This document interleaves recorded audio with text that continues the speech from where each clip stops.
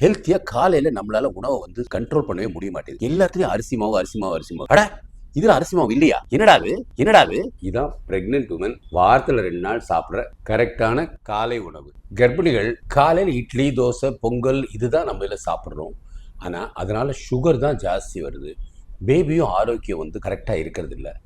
இந்த லேடி வந்து Dindigul cooking channel ஒன்று போட்டிருக்காங்க. அதில் என்ன பண்ணியிருக்கான்னு பார்ப்போம். Pearl millet dosa. Pearl millet தோசைன்னு கம்புங்க, நம்ம வீட்டு கம்பு.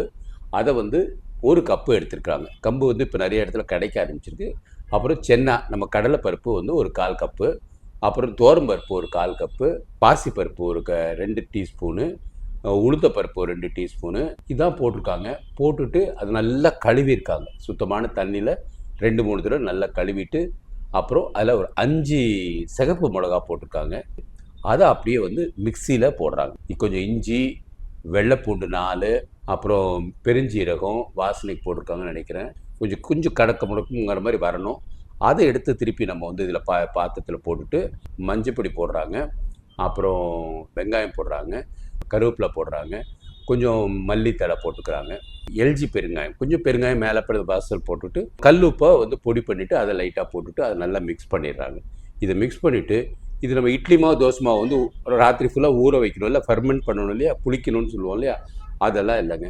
அதை அப்படியே வந்து நல்ல ஒரு தோசைக்கல்லில் வச்சுட்டு நல்லா அழகாக ஊற்றுறாங்க.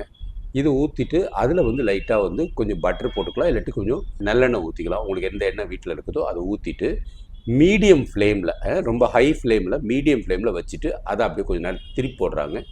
இது மாதிரி ஒரு 2 தோசை சாப்பிட்டிங்கன்னா உங்களுக்கு இதை விட ஒரு ஆரோக்கியம் கிடையாதுங்க. இது அப்படியே ப்ரோட்டீன் தோசை.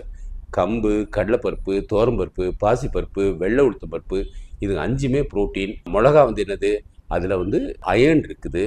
அதே போல் நிறைய இந்த மஞ்சப்பொடி அதெல்லாம் போடுறதுனால உங்கள் இம்யூனிட்டியும் அதிகமாகும்.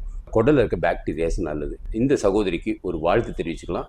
சூப்பர்மா. இந்த மாதிரி வந்து நம்ம தமிழ் பெண்கள் வாரத்தில் 2 நாளாக சாப்பிட்டுட்டு இருந்தா தொப்பை இல்லாமல் இருப்பாங்க. குழந்தை எப்போ பிறக்கணுங்கிறது கரெக்டாக பிறக்கும். கர்ப்பிணி ஆன பிறகும் அவங்க இந்த இட்லி தோசைலாம் சாப்பிட்டுட்டு வெறும் தொப்பையை போட்டுட்டு வீணாக சுகர் ப்ரெஷர் வர வச்சுட்டு கஷ்டப்படாமல் ஆரோக்கியமாக குழந்தை பெற்றுப்பாங்க. ஸோ ப்ரெக்னென்ட் ஆனதுலேருந்தே வாரத்தில் 2 நாள் இந்த ரெசிபியை ஃபாலோ பண்ணுங்கள்.